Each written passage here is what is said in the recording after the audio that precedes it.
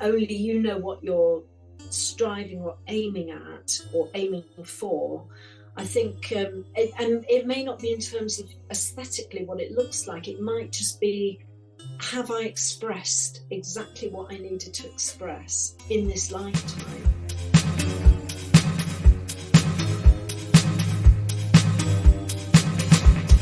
Hello, and welcome to the Flying Fruit Bowl, a platform dedicated to the discussion and exploration of art and the creative process.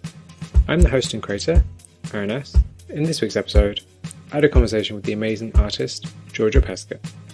Georgia is an artist from the UK, whose work has evolved over time since the lockdown, painting views from hazy, condensed windows and stacking the many layers of decaying flowers. Georgia's work touches upon the ideals of temporality and existence in the modern age. I had a great time talking to Georgia about her work, and I really hope you enjoy it too. Perfect. Okay, so let's just start where I start with everybody, which is just tell us about yourself and how you became an artist. Hi, my name's Georgia Peskett, and I have been an artist for many, many years, and it's always been with me. So it's the sort of thing that I don't recall not being a creative child. So I know from very, very early on, I was really keen to explore materials and mediums, but I was quite fortunate because I was in a family of other creatives. My parents were also creatives. So my father, he's a painter, he's still alive and still active as a painter and an artist. And I think that those opportunities probably did have bearing, whether no one can really prove if it's genetic or learned with creativity. So perhaps it's both. I'm not sure. Oh wow, yeah. That's impressive actually. If he's still painting now as well, but also the fact that you were raised in a family where art was important. Because I feel like nowadays the problem is that society sometimes undervalues artists. And do you feel that way? And do you feel like what can we do to kind of give art more of a spotlight, I guess? I think it is becoming more of a common thing for people to be doing, for sure. I've noticed a lot of people, perhaps on social media, people posting that they are perhaps giving up other professions and becoming artists. So I'm seeing more and more of that. So I do feel that there are a lot of artists in society, possibly more than there were when I was growing up.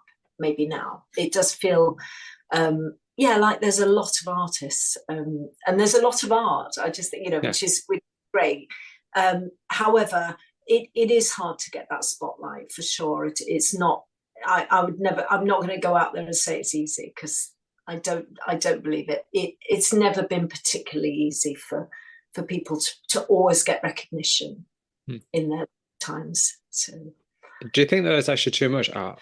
Yes, yeah. I think I'll be honest. I think there's a lot of artists who probably may get glimpsed at, but there's just so many. I mean, the population's growing, and so there's probably just a lot of artists on the planet who may or may not get seen or have their work seen. So many of them I haven't seen. I've seen a lot. So, but I'm as have you, I'm sure. So. But I think growing up with art, I think I was just around it and saw, sort of seen a lot of things being made, and it became a part of your everyday life, and it was natural. It was it never was like, oh, why are you doing that, or that's not something you should be doing. But at what point did you kind of, I don't know, deciding, you probably didn't decide, because if it was within you already, you kind of already had it. But at what point did you think, okay, cool, this is a career I could have?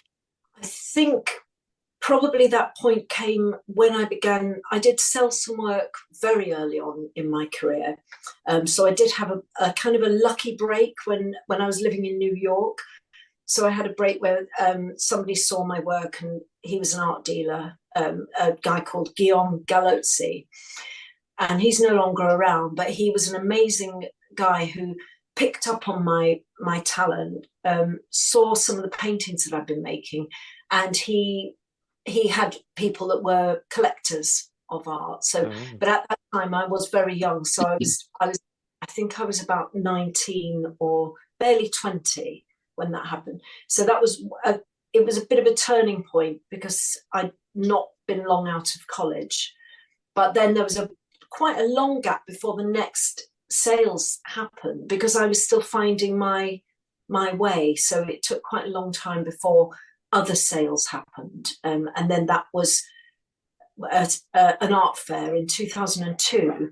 So it's quite a big jump, and lots of experimentation, which I really recommend to anybody, going out there.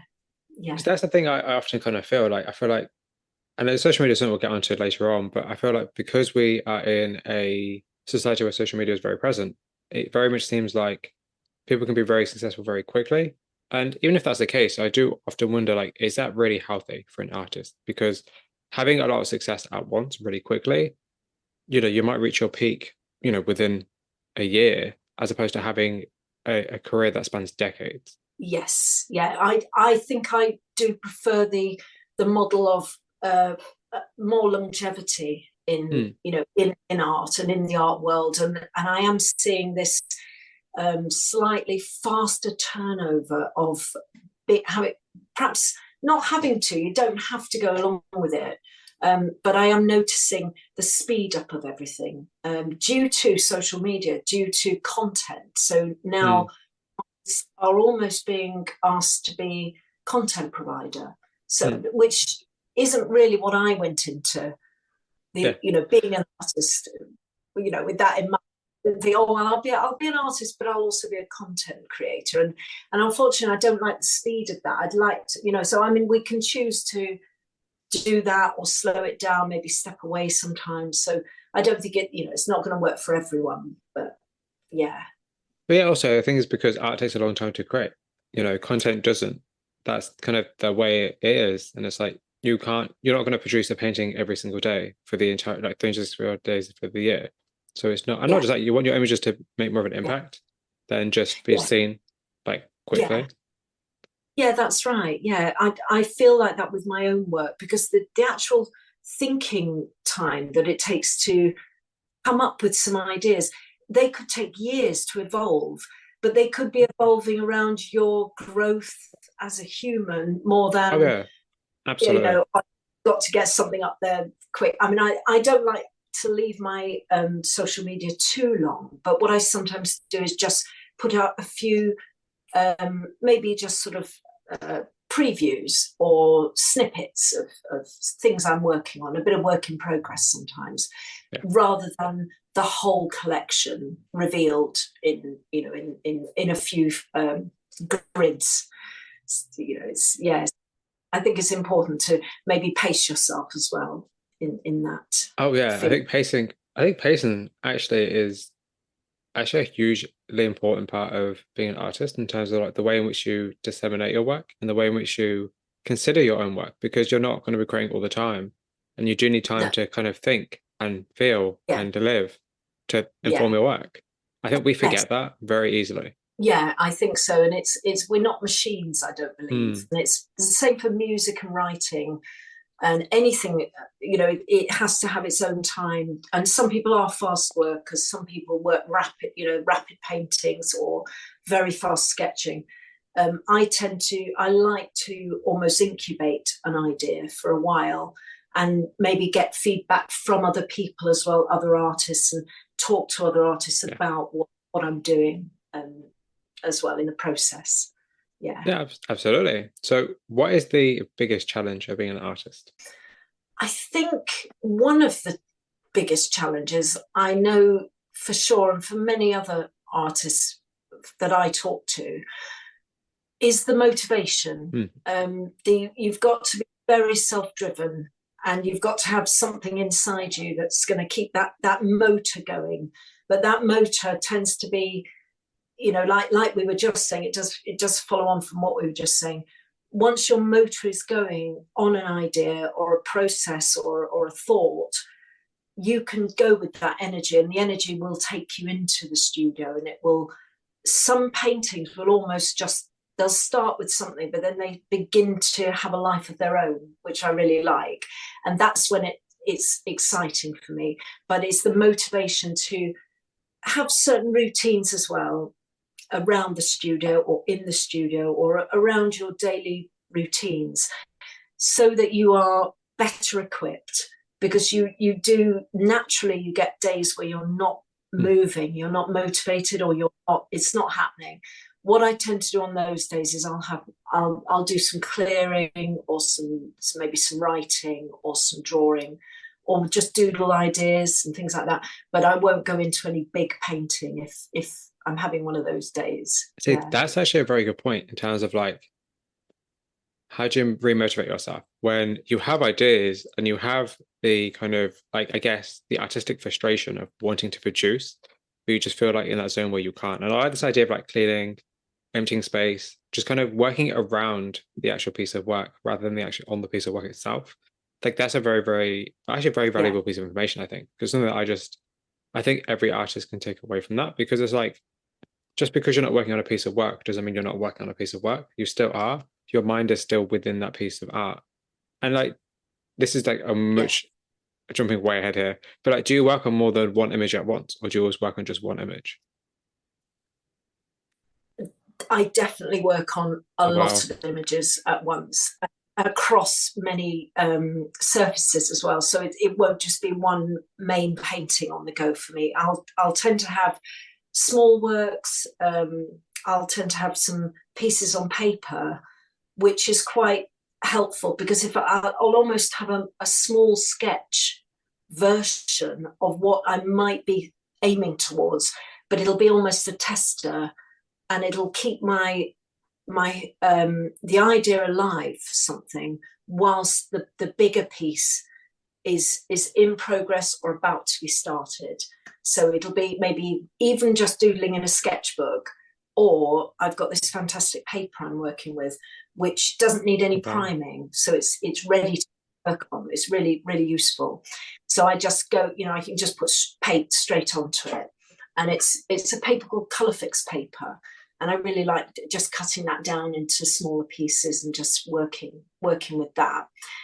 It's really useful to kind of like ease your way into doing something larger. But I can like work out maybe some of the colors. Is that, I kind of know if something will work by maybe doing a very small version of it somehow to test it. A great idea. You just gave me a really good idea to ask more people about sizes of work and working across very different sizes. Thank you so much. I'm going to add that to my interview notes, because I just thought that's a good point. Because not something that I really thought about actually, in terms of like, you create certain sizes of work for different things. Like if you're having a gallery show, you want a big piece of the gallery show, but you also want smaller pieces to sell. If you want to do a tester, you'd work on a smaller stuff. Yes. That's clever. It sounds very straightforward, but that's very clever. I've never thought about that. So I'm like, oh, I need to ask more people about this, because that's interesting. Yeah, they're like studies, really. I call them studies. So they are, and some a lot of painters did that. I know Rembrandt did it. So he did smaller works. They were like just studies on some of his portrait pieces and some of his figurative work, and then of course that would be the study for the larger piece. So often through history, artists have found that even just working out a composition, is it going to be in a square, is it going to be a small landscape or portrait format. So sometimes that helps me to work out what I'm doing. But I also don't just start with one painting, because as you asked before, I do like to have them in rotation. So one piece could be drying and maybe just away in a corner whilst I work on a new piece, and then I'll go back to the older piece after it's had time for that first lot of paint to dry. And that could be a month or more to the oil to fully set, before I go through processes with my work, which is happening more at the moment. I'm going through this process where I think a work is finished, and so I put it away in the corner. And I've heard of other artists doing this, and sometimes people might ask me, have you got any work? I'm putting together a group thing. Do you want to put something in? And I think that they're finished, but sometimes I'll go back, and maybe 2 months, 3 months later, I'll look at it, and then I'll start working into it again. And then I bring something out by almost taking it to a point of, it's not destroying it, but it's actually pushing it further than I thought it was going to go. But in doing so, take it to a different level, and that's happening more and more with my work, which I'm quite pleased about, and I'm sort of excited about this because it's slightly more it's less predictable than just working on something and knowing what it's going to look like. So I do like the way it could go through lots of process. But I find that interesting because it's about your perspective when you come back to it. Your perspective has changed since the first time. Like just you as a person, you've changed because you've gotten older, the days have gone by, and it's like your work is at every stop. Your work is like an archive of you. It's all very autobiographical in a way. Like there's a really nice beauty in that. That's a really interesting way of working. Yeah. No, thank you. I'm enjoying it because it does feel more.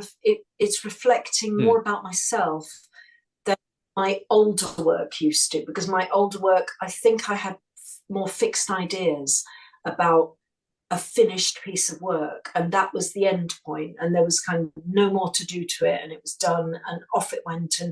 But I'm seeing that art sometimes does take longer. It's almost as though I feel like I'm going against the grain of this fast product, which I think I'm rebelling against what's going on out there on social media. Unfortunately, it is social media that's pushing the hurried process that people feel they've got to go through, to produce a lot of work, possibly.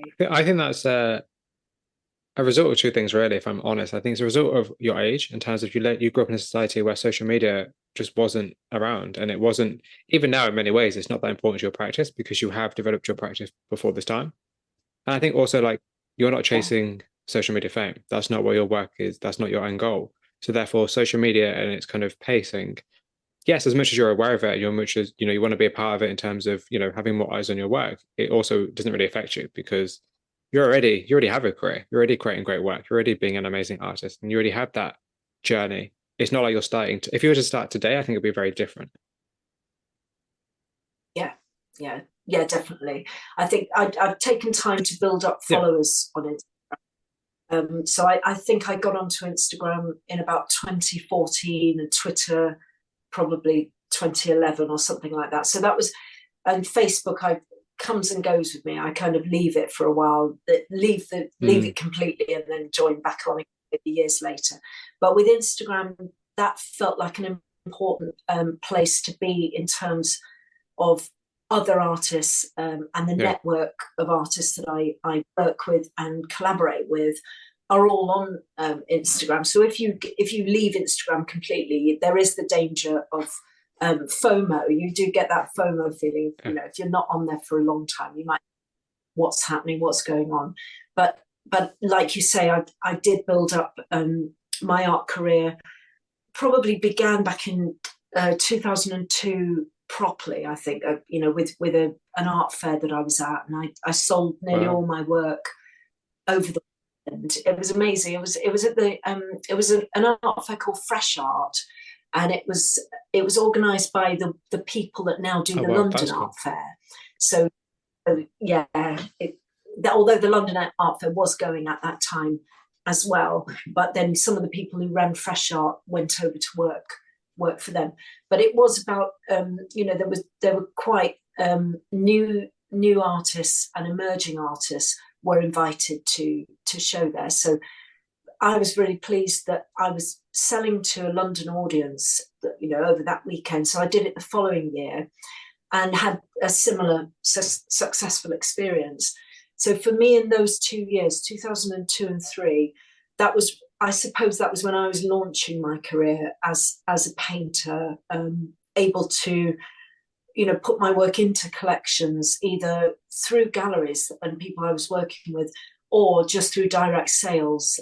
But there was no social media at that point, so it was literally just I had a website, so but that was it, and just going out there with the work. But isn't it also funny how like just having a website, for instance, it stood the test of time. Like you still need a website nowadays, no matter how much social media comes and goes, no matter how much popularity social media can get you, you still need a website, which is funny for me because I know a lot of artists who don't have a website. They only have like an Instagram.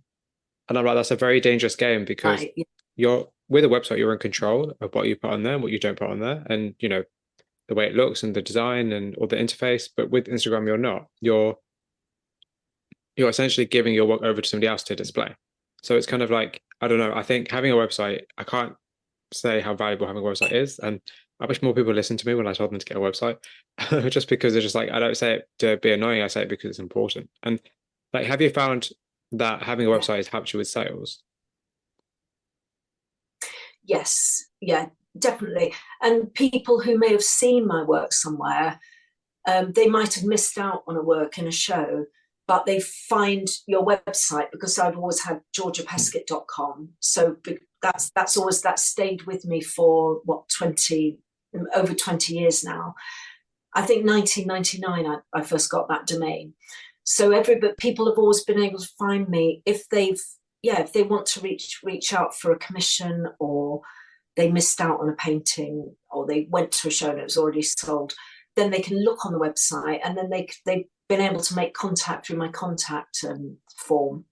And now I've got one set up that people can just buy directly if they want to from that website, which I didn't have in the beginning, but I've just recently set that up. So that is linked to Instagram if people want to, see something on Instagram, then you can just click on the link and purchase if you want to. So it does cut out discussion. Some people do want to ask you about the work first, but some people just have an impulse moment and they'll just buy from you. So yeah, but that was born out of the pandemic. Actually, I did set that up, the links to purchase, because that was when I began the Artist Support Pledge. So I joined the Artist Support Pledge, which was massive. So in 2020, that was quite an amazing thing, the 200 and under artworks.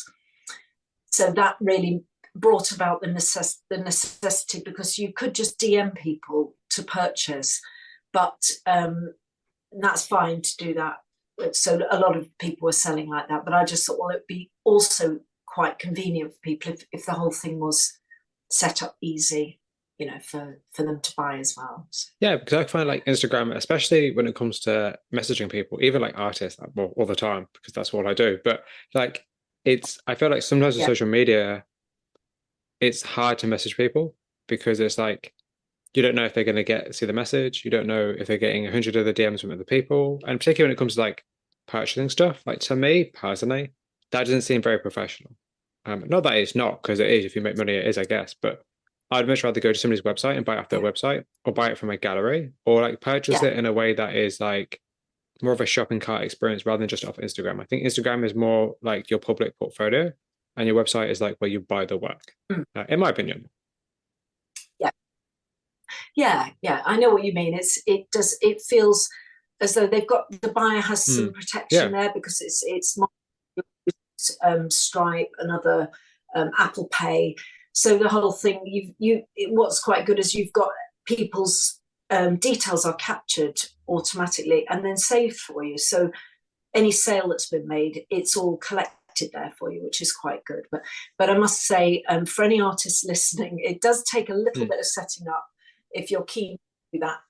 Not the Shopify, but the system that I've got going, it took a little bit of time to set that up, and you've got to do it through Facebook to make it work, and the whole thing has to connect. So anyone wanting to do it, set aside a couple of days to just get it working properly, because you also have to apply to do it, and sort of apply to Facebook to do it, and they have to kind of review your content, really, just prevent you selling weird stuff on there. Just to check your bona fide. But what are your thoughts on that in terms of like having an external corporation like have to assess if what you're selling is suitable, like your work is suitable enough? Like, what do you think about that? It's quite strange. It feels like it's a whole new world, really, because I did have one painting that was refused because they said it went against the ethics, because it was called Pigeon, and it was an image of quite photorealistic painting I'd made of a pigeon. And I think that Facebook saw this, and the AI or whatever the intelligence is, they saw it and they thought I was selling pigeons, like maybe live or possibly dead pigeon Yeah, meat. I don't know, but I had to change the title of the work to something else, something completely that's different, interesting. for it to be.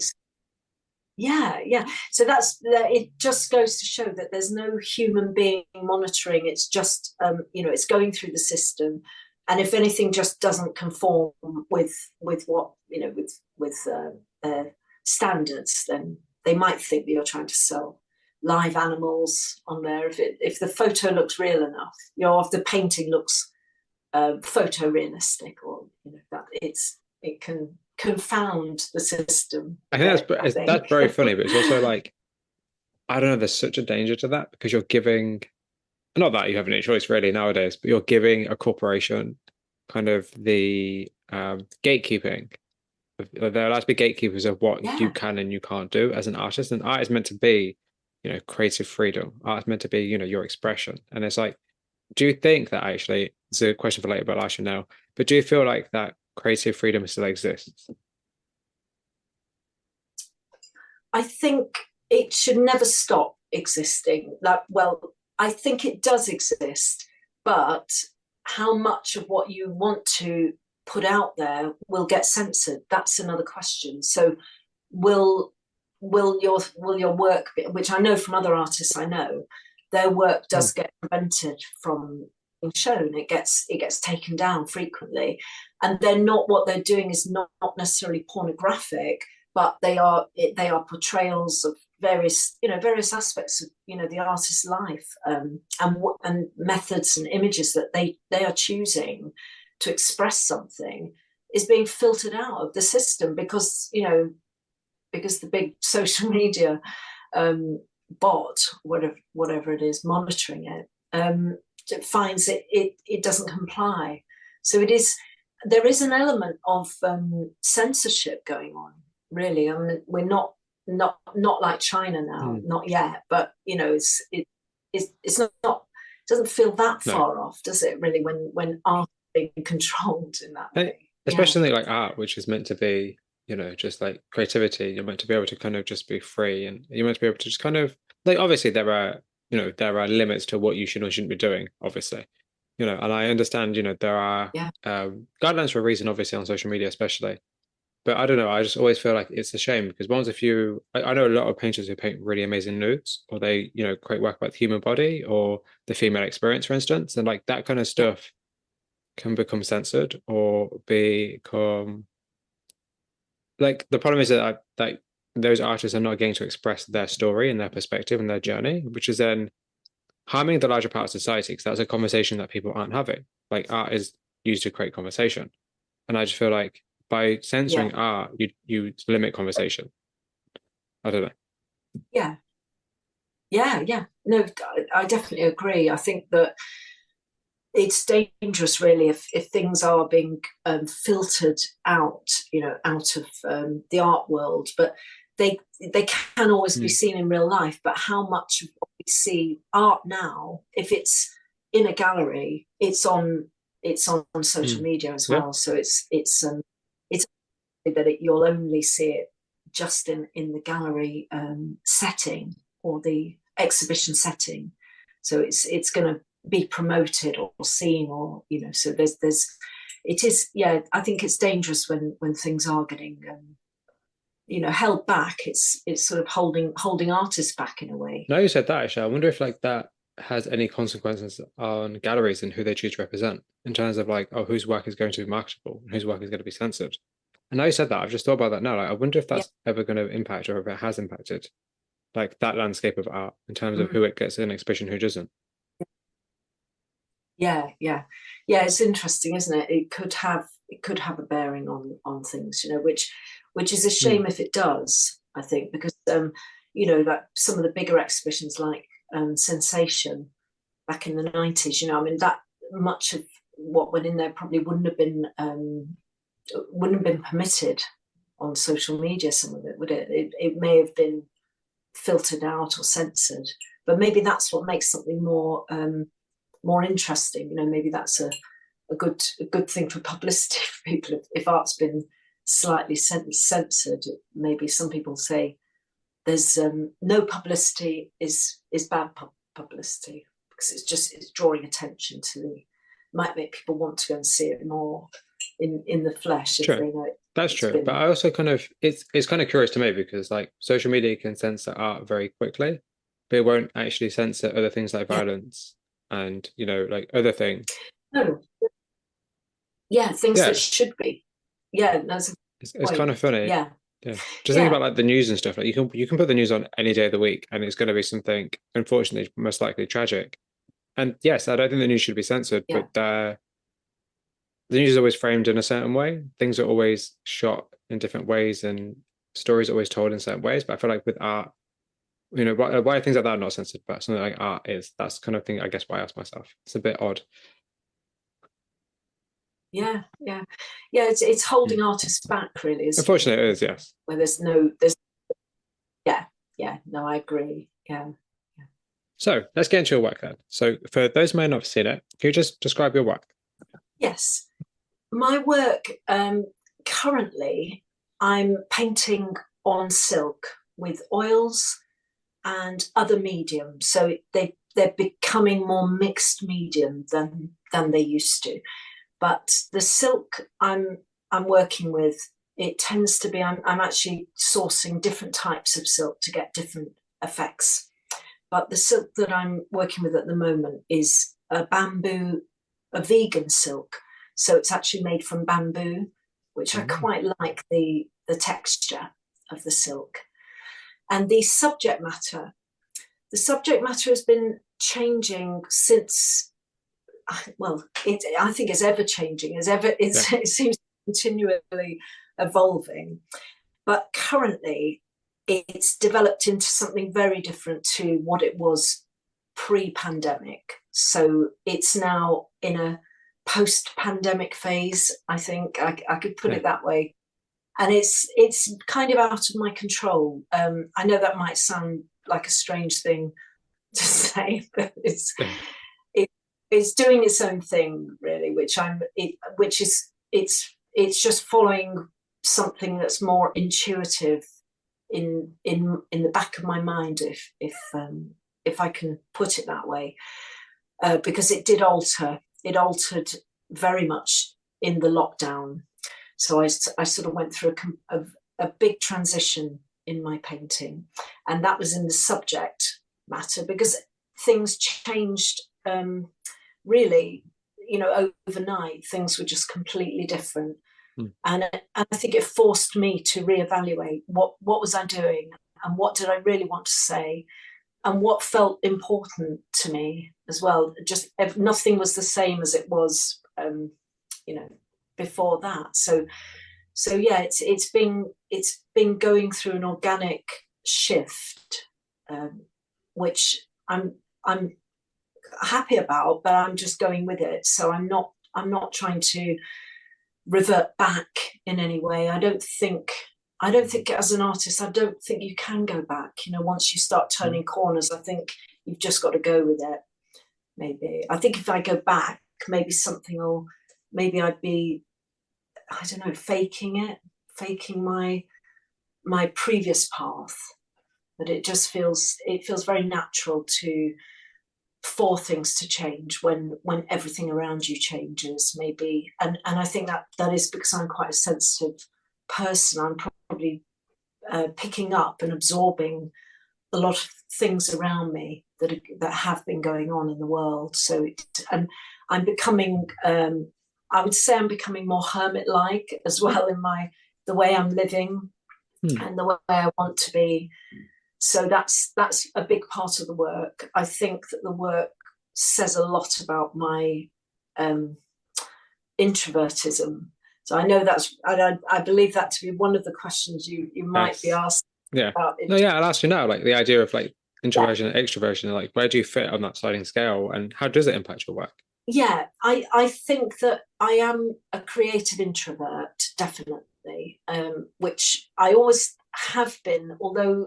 And it does make sense when I look back at my childhood, because I do recall the first couple of years in school when we were all, sort of socialising, and we're supposed to be with other children and supposed to be socialising.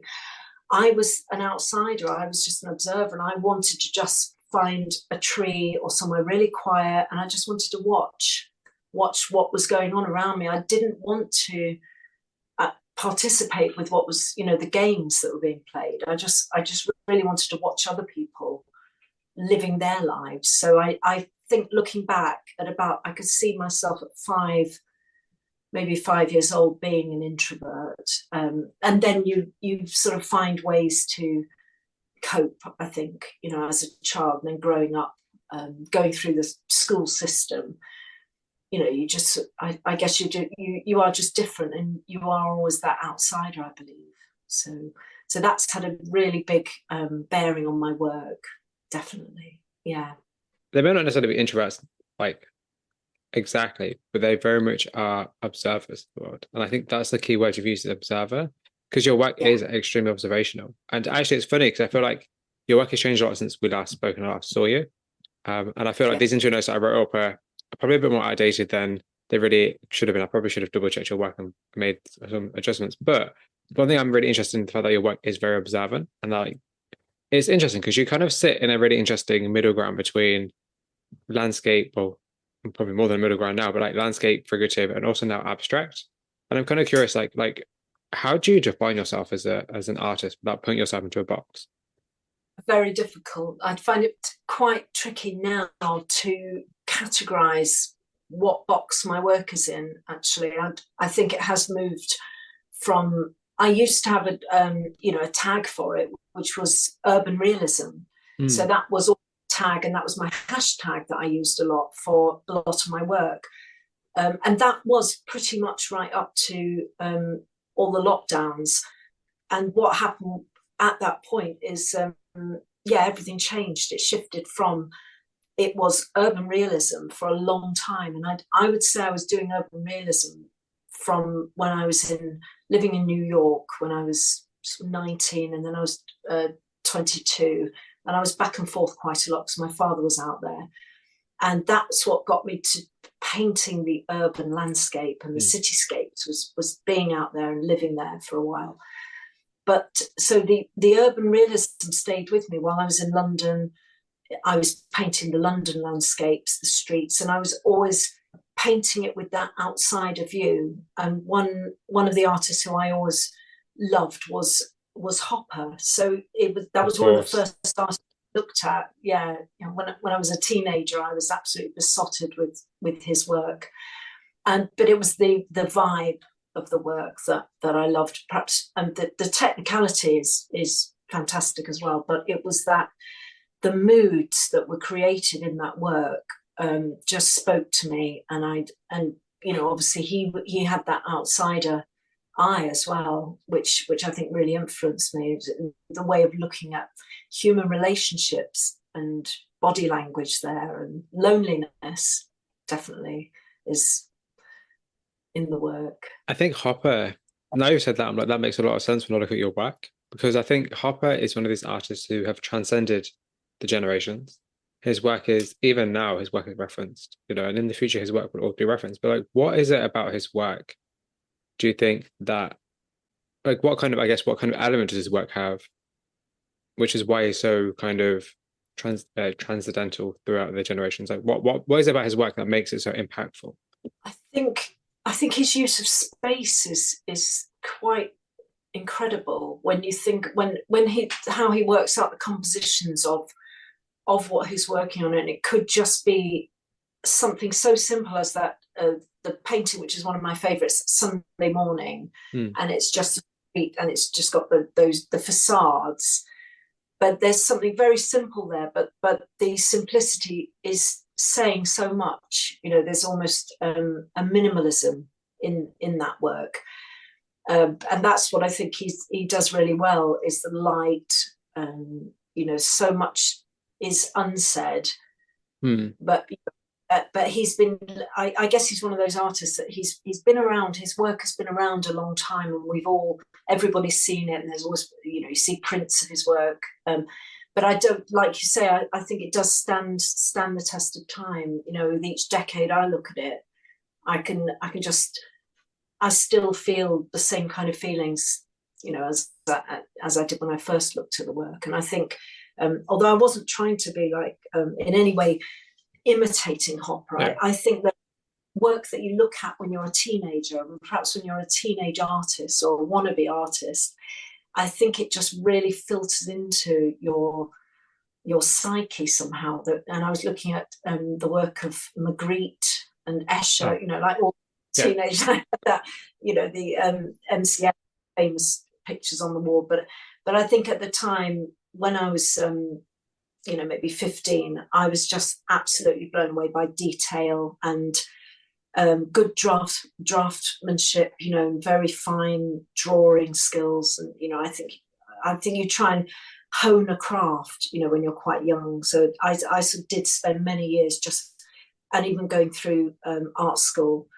When I was at Epsom Art School, it was my goal to do everything absolutely perfectly, to draw perfectly, to get perfect, lines, perspective and everything. But it's, I suppose you want to prove that to yourself, when you're just starting out you're still a child really because I went to art school at 16, so I was only just 16. So it really had a big impact on me, I think, and learned what some of the teachers who were very good at Epsom. So I think they had really good, they were good at telling you the basics of like really getting you to really look at stuff and really work with, with what was in front of you. But just putting anything in front of us and just trying to, make us make something that was would stand up. I think they did have a good reputation at the time at that particular art college. But then after that, I would say after that foundation, I then went on to be, just being self-taught after that. It was, and then I picked loads of things up from my dad, and he was technically very knowledgeable because he was a teacher himself, so he taught art. Yeah, so I was in a good position, and I know one of the questions you were going to ask is about university. That's what I was going to say. I was meant to ask you earlier in terms of like, what are your thoughts on art education? Well, that's what it brings me to that, because having had that opportunity, so leaving art college, and that was the course I was on at Epsom was more like a foundation. Okay. So it really just gave you a taster course of, so it was in no way a degree or anything like a degree. So really it just gave you skills. It was very skilled, because back then it was the 80s, and there was a bit of a hangover from the days in many of the schools and colleges where you had to actually learn a skill. So you went to an art college and you had to either do printmaking or ceramics. My mother was ceramics, so that was her sort of chosen craft. So she did that at Kingston. And my father, he did ceramics for a while as well. But so it was almost like there were, I think there was still a lot of that in the colleges. So there was a huge print room for printmaking. So for a while I got very involved in that. But coming to the end of that, I thought I had to go on and decide on an actual, a vocational skill following that foundation. So I did briefly go and do a stint at Richmond College, which wasn't my first choice. So I wanted to get to Kingston, and Kingston was where I wanted to do illustration. So I thought I could be an illustrator, either magazines or books, because there wasn't so much photography being used then. So it was still, there was so much illustration in advertising still being, still out there. So I got onto a course at Richmond instead of Kingston, but it was more basic kind of graphic design, but more for publicity and advertising. And so I really didn't fit in there. So again, I felt I kind of got myself into this corner where I felt like a complete outsider on this course of wannabe graphic designers in the 1980s. And I just felt like, who am I? What am I doing here? And so I kind of dropped out, but gradually, it was just like bit by bit, just day by day. I'd go in later and later every day. And I just kind of was just turning up after lunch and then in the end they had to have a talk to me and they said, Georgia, are you really sure, this is, you don't seem to be enjoying yourself on this course. And then coincidentally, at that time, I'd been really getting into the work of David Lynch, and I'd been watching Eraserhead.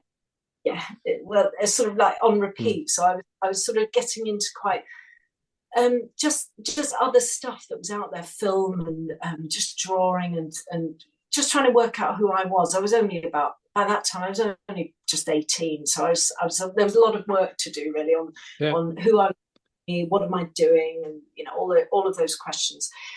But I did have the opportunity to go out and go and live with my dad for a while in New York. So at that time it kind of collided, and it was sort of good timing in a way, because I knew I didn't want to go and try and do a degree, because I don't think that was for me. And my father had been a teacher, so he was kind of not talking me out of it, but I think he was saying, well, why don't you come out to New York?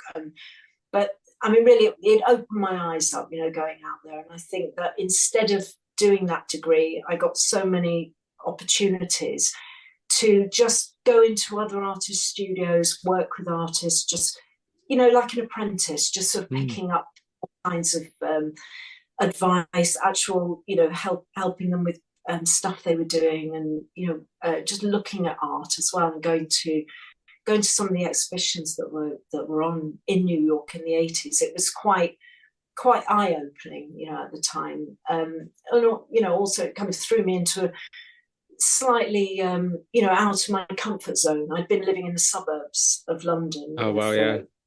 Yeah, and now suddenly I was in New York, and it was like complete culture sort of shock. I had been out there before, but I think that it helped me to start thinking about painting rather than being an illustrator. Although I love drawing, and drawing is still part of my practice, very much so. And I don't think I'll ever stop drawing.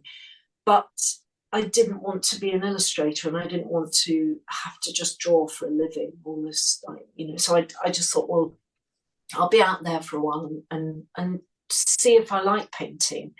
And there were plenty of materials for me to use. So that was really when I did start thinking, well, I can do this, and I can try and do it. It doesn't matter the outcome. It was just for fun, really. It was not like I was thinking I've got a career as an artist right now.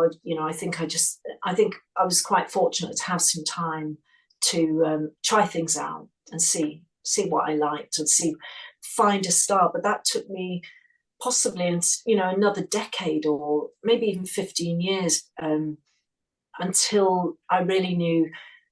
And that's when I started doing the urban landscapes later in my 30s, because but it took me that long to really kind of decide what am I going to be working on, what will I paint, so what do I like, what kind of art do I like. So developing your style as an artist can take decades, or then it might change, so it's like you might spend decades going towards something, and then suddenly it changes. And I think that's really healthy as well, to not try and be a brand. Like there's this, I'm really getting so quite tired of hearing the word, the B word, the brand word. Like artists have to have this brand, and lots of coaches are actually selling this. There are a lot of coaches on Instagram, and they say you've got to have this brand. I haven't been to these coaches, but I can see on their blurb that's what they're kind of, artists are paying to maybe go and see an art life coach that then pushes them into a box or suggests that they perfect this brand. But I find the brand idea not really very, very healthy. I don't know how good that is for an artist to maybe push themselves into a corner like that. I don't know if art coaches, personally to me, I don't really feel like art coaches are really like a viable job, because art is such a personal experience, and the way in which I feel like we wouldn't need art coaches if people understood business. If artists were taught business, that's what I think that's the learning that artists need. Yeah. I don't think you need somebody telling you to wake up at 6 a.m. every day and paint. You don't need that. And that's probably a very dumbed down version. I've never been to an artist coach way of thinking about it. But it's like everybody has a very different way of going about things. I think if we give artists the knowledge of business, the knowledge of how do you know your audience, how do you sell your work, like business skills, computer skills, that kind of thing, I think that's what's needed. I don't think artist coaches are necessarily needed. Or at least, I don't know. I've never been to one. Yeah. Would I go to one? No, not really. But no, you'd never say never. I think it's kind of dangerous, I think, because it's like, I don't know, something about that I don't like. I'm like, oh, I think it kind of undermines the value of art and the value of creativity and the value of kind of like art is meant to be a personal journey in which you kind of understand yourself. For you to then give that control to somebody else, for them to tell you what you need to be, that doesn't sit well with me. That doesn't sit well with me. Yeah. No, that's what I'm very skeptical about it. That's it, skeptical. That's a word. Yeah, art schools are one, just that. and art systems or mentoring, I find that's something else. But there are, I know there's a name for it. I don't know whether it is art coach. There's another name for it, but I'll probably have to get back to you on that. Yeah. But I've seen them out there, and it's but I do find it a bit. It does make it very much product. It makes the whole art making and the being an artist sort of seem like I just sort of see it as part of my life, but there are certain things I have to know and do, and skills that I have had to learn and trial and just be aware of. And I suppose that's just for survival, really, and just, if I didn't know how to, sort of use some of the equipment like that we're using now, I think I'd probably be incredibly isolated, and I wouldn't have much, much connection to things, because I have used Zoom for so many things, and I've taught across Zoom as well. So I do classes myself on Zoom, where I demonstrate and work with people. So I know that, there are lots of things that you have to know, but I think it's there has often been the pressure on artists, and I think art schools do it too, to encourage an artist to find what that thing is, and some of that might be good, but all I would say is don't get stuck in it. Don't paint yourself into a corner so that you can't ever, so you'll never do anything else. And that's the art. They do that one thing. And now some artists may do very well from it if they're just looking at one aspect, but it does seem very product like, and it becomes possibly a production line. And I think that I only know this myself because I started to experience that, working with some of the people I've worked with over the years. When I was painting when I was doing my street scenes only and just my urban landscapes, I did become aware that people were saying, well, I only really want to work with you only if you're going to do that, which is kind of limiting. That's very limiting for you and for them, because who knows what your work is going to do. And I really like the idea that work can change, and you can change and develop, and it might be actually expanding and be becoming something greater. But if you could just be limiting it to just that, and that's all it'll be. But I didn't want to do that, so I thought, and I was also being naturally steered away from it as well, because I was thinking, I was losing the excitement and the buzz that I first had when I was first doing that, particular kind of work, because I think sometimes I'll do a certain way of a certain style of working, and I'll find that I'm enjoying it, but the minute it becomes mechanical, it's like anything. Perhaps it must be the same for musicians. When something feels mechanical, I have to just step away, because it's just I don't feel that's creativity. It doesn't feel creative unless you are deliberately doing something mechanical, and that's your like you know, the intention. It's all about intention. Yeah.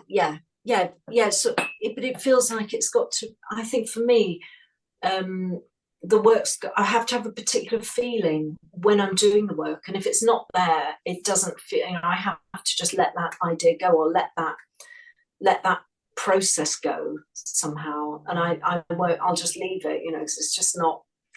And you know, and that's how sometimes. I hope no one's listening that I've done commissions for. But I've sometimes felt like that with commissions, and I'm sure loads of artists have over the years. You know, you're doing that might be their photograph, it might be something to do with their life. It's actually nothing to do with anything that inspired you, but they perhaps sometimes that's commissions that I have done. Someone will send a photograph, they'll email it, and then they'll say, "Well, that's something to, you know, that was where I lived for, you know, X amount of years." But you know, it's like it does mean a lot, and I'm not saying this heartlessly, because I put as much love as I could into that work, but at the same time it had value, but not the same value as something that you would do if it was from, you know, from your own gut. Yeah, because it's not part of your stories for a paycheck. You know, that's what it is. It's a commission. It's not for you, it's for somebody else. You know, and I think that's just the nature of commissions. But I do actually think it's a good point you raise in terms of like, how do you find kind of like your own artistic voice in creating work for somebody else? Yeah, it's a very fine line, because you infuse the work with it's made by your hands, so you are infusing it with that your energy, but at the same time the subject is not necessarily what you would have gone for, but you know, you're perhaps, you might be presented with 20 photographs, or you might go and take the photographs, so you might take 100 photographs of the thing or the place or whatever it is, and then you're hoping that you and the commissioner will both strike a chord, you know, and you'll both see that thing, or you'll both get that feeling from one of the many photographs. So the process of that can be quite different to your own process. My own process of selecting can be difficult, even, you know, when I'm choosing my own work to work on. But then when you've got other eyes involved and other people's moods, and you know, on a different day they might like one photograph, and on another day something else, just because that's the nature of how we look at things. Things do change as we view them, don't they? They can alter. So, if it's okay with you, I want to talk a bit about your glass series. Yes, yeah. Because I am intrigued by this series. I'm very intrigued by the series, and I got to see it in person, which was great as well. But it's thank you. It's actually, I feel like it goes back to what you said about Hopper and this idea of questioning. I feel like this is the thing about your work that I'm really interested in, is that your work doesn't give us any answers, but it asks a lot of questions. I think that's what your work is to me. And I kind of feel like, so I'm a big fan personally of like ambiguous images. I'm a big fan of cityscapes. I'm a big fan of just things where you look at that you have to actually look at. It's not a case of like, oh, this is a picture of a really nice, well-constructed city. It's like, this is a glimpse into something. It's up to you to figure out what this is. And it's like your work is a puzzle and we get to decipher it. I think your glass series does that perfectly, because you give us context, but not a clear context, both literally and metaphorically. Just not a clear context. Can you just talk a bit about the series and like kind of how it developed, like how it started in 2021 and how it's developed since? Yeah, so it started actually, working with glass in my paintings began probably earlier. When I look back on some of my older work, I was painting reflections quite a lot, even back in 2003 and later than that. And I keep sort of returning to it. So it's something I've noticed in as I look back through my work, where I'm more interested sometimes in what's on that surface and what's being reflected, rather than what's you know, the reality of where we are. Sometimes it's almost like there's a feeling of an illusion going on when I work with glass in some way. So it does have this attraction for me to work with. I'm often drawn to either multi-reflection images where you're looking at something. You could be looking at a shop window, but you might be seeing so many other things going on. I discovered an old piece of work from way back. It was probably painted in about the year 2000 of it was just some shop fronts up in Finchley, where I used to live when I was in London. Yeah. It was. I was up in sort of Finchley Central, but there was some very sort of mundane shops, all up the Finchley Road and sort of running up the suburbs of London. But I was finding things, trying to see the extraordinary within the ordinary, and that might have just been looking at me as an outsider, just maybe on the bus or something, but viewing somebody else looking inside a shop. But then and then you see the mannequins and the things going on, and then there's a mirror at the back of the shop, and then you see the reflection of the person looking out. But I love that idea of like, you're watching them and they're looking inside the shop, but they're seeing themselves, and then you're seeing all the trees on the reflection. So it's almost like I'm fascinated with what it might be just moments that things happen as well. It's like catching that moment. And recently, my latest sort of point of interest, if you like, is I came downstairs and opened the curtains, and on the we've got this glass door to the garden, and there was this perfect circle in the frost that's on the outside of the glass. It was on a really cold morning, and this just very perfect circle had appeared and I still don't know where it came from, whether there was a shaft of sun had maybe been onto it. But so I've taken a whole series of photographs of that circle of, it's almost like a portal with ice surrounding.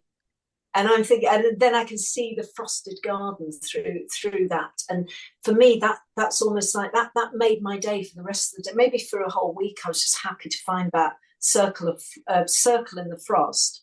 But it was another strange. I'm almost interested in small moments in life that you could just miss if you go too fast. But like the other day, I came into the studio, and the other window that I'm looking through now was, again, it had these very peculiar patterns going on, as if something had moved across the glass, maybe in the night, like a creature had gone across, leaving small trails and patterns. And in its way, it's just a piece of abstraction as well. And then I've got the morning sunlight has come up. So I came down very early. The sun was just rising, but the light and the effects are absolutely incredible. So again, if I hadn't come down and looked, I wouldn't have missed. And that moment was gone within the next half hour. The sun had melted everything from that window. So I think that's where my work's going now at this present time. And ask me again in 10 years and it might be something completely different, but it's just everyday stuff really for me. Yeah. See, that's interesting. That's interesting. It comes full circle, very ironically. It comes full circle in terms of in terms of the way of, like, it's about observation, as you said. Like, even now, you're looking at your life, and also what the beauty of it is, and the proof that you're such an artist is that you can look at something so mundane as a circle in the frost and be like, this is going to inspire me to create, most likely, a whole body of work, or this will lead to something further to explore. I think that's really what separates artists from the general public. I think artists like to explore things. They're always asking questions, and they're always they latch onto ideas in the everyday. Whereas in, like, somebody will look at that and be like, oh, okay, cool, or just wipe it away because it's annoying or whatever. But whereas you look at it and you're like, oh, this is fascinating. Let's document this, which I'm really glad you did. I'd actually love to see the images. I'd be really curious. But like, I'll send them over to you. Yeah, please. I'd be really curious. But also the idea, like, this is like, you can trace the start of your ideas to this very one moment. There's something really special about that. Yeah. No, I like to think that every moment that we're living in, it is, things are as important as you want them to be, really, aren't they? I mean, things, like you say, some people will be perhaps too busy, and I don't want to ever be in that state where I'm too busy to notice the world and the small minor changes or the major changes around me.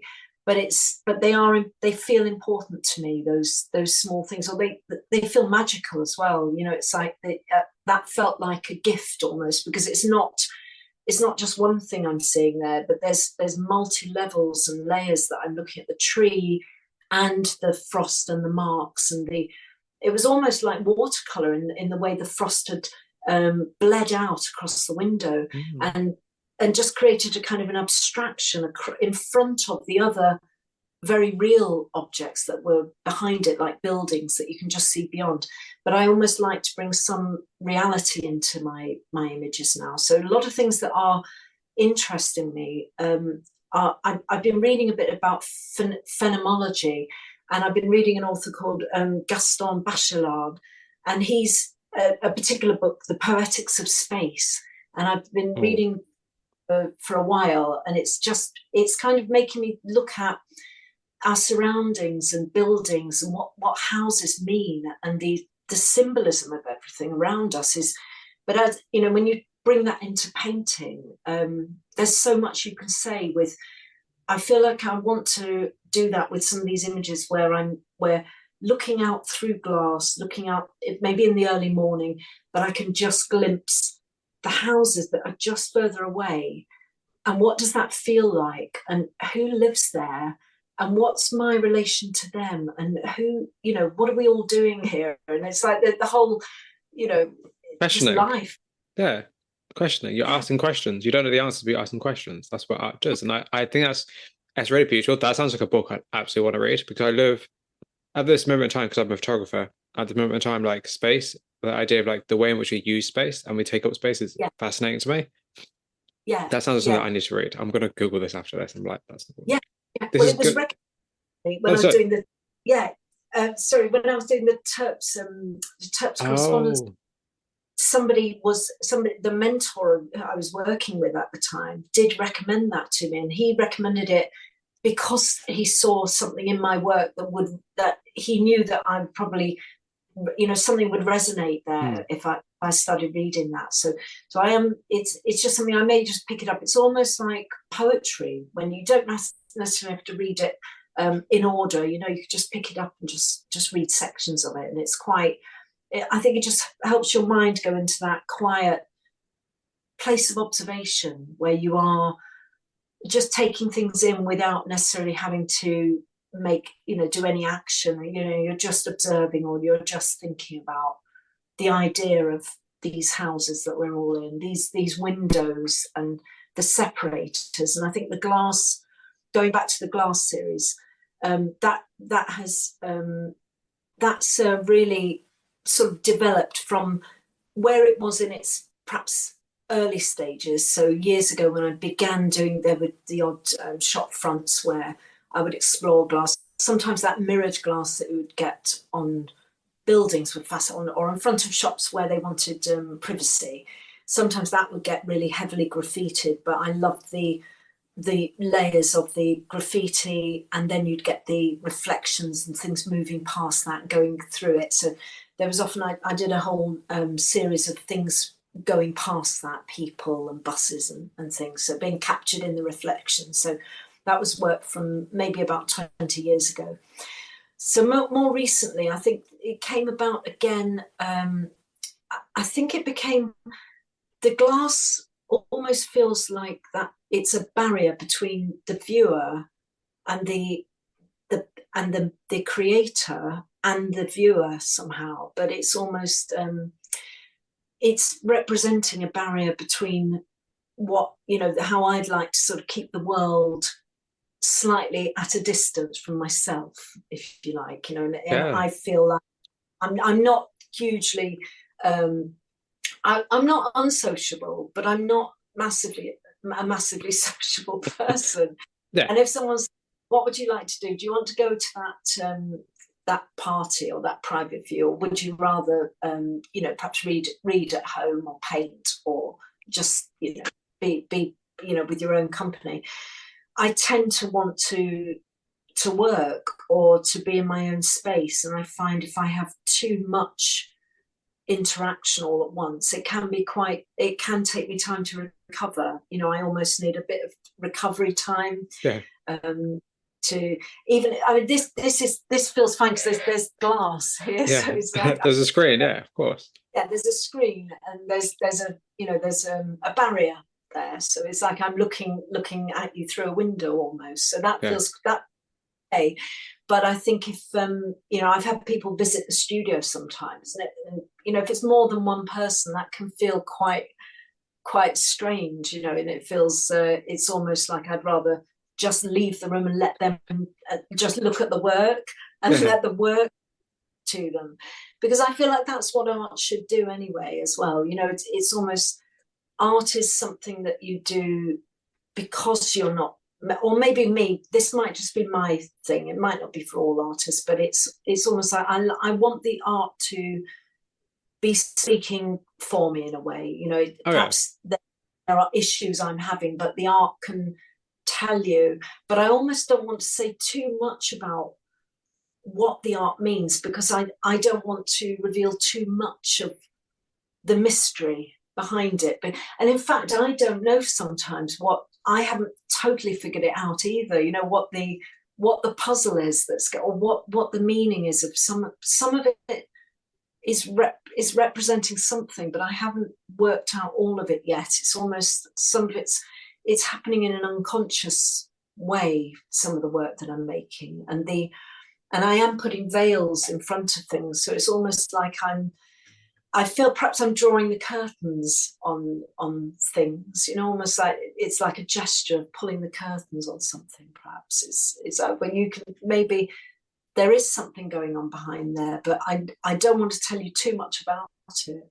But I'll let the viewer take what they want, or however, or maybe they could interpret it differently depending on who they are and how they feel about it. But in some ways I want it to be ambiguous, and I want them to, they're almost, I'm liking them more because they're becoming more ambiguous in a way, and they're saying more of what I want to say, which is almost like the reverse of what you just expect. Yeah. But yeah, they're getting further from reality, further from realism, which is where I began. I began with I'm not photorealism, because I don't think I've ever been totally photorealistic, but they start off with something. It's like the flowers that I have been working on. I've been just working on these dead heads, where I cut the heads off flowers and roses, and I've had a lot of them around the studio. But I start them off in one state, so it might look like this, but then another week goes by and it looks completely different, but then I'll start painting into it again. So it's almost like I'm capturing that as it's decomposing. It's actually, I'm painting that decay into the painting, and then I'll maybe go back and do another layer later of something else, which may do another coat of something else over the top. I know that the listeners won't be able to see this, but if I can sort of grab one and explain what's going on. So I'm just rustling around in boxes at the moment. So I'm lifting up one of them. So that's in its perfect state. So that's like, I'd say that's stage one, and I may leave that one as it is like that. But then there was a rose that I started working on, but then when I came back to it, these were some roses that somebody bought me for my birthday last year, and they're still looking quite interesting. They're still around. Oh wow! Which is quite nice. That's so cool. And I'm painting that into that, but it kind of started off looking more like, I'll try and explain it, but so that's the first fresher version of it.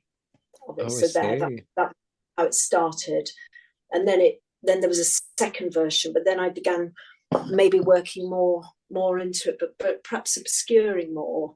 So working with pastels and other mediums across the top of the silk. So I'm just turning it round so you can see so cool what's going on. But I also love the size as well. Yeah, they're quite quite a good small size to work on. So these are almost like what I would call studies. Hmm. This has sort of been worked on quite a lot. This began as a rose, but it's now looking more like it kind of could be quite, it's sort of ambiguous, really. It's starting to have other things. But I'm thinking, could that be a study for something larger? So that's where these smaller pieces are great for that. So I tend to buy boxes and boxes of these small scale panels and cover them in the silk. But the fact that they are quite small, I can be very immediate with the work, sort of work quite quickly. And they don't take ages for each layer to dry. But I actually went away and went on holiday and for a couple of weeks in January. When I came back, they were fully dry. But that's when I looked at them again and kind of just began to sort of take them to another level where there's another one I want to show you. I'm just going to go and get it.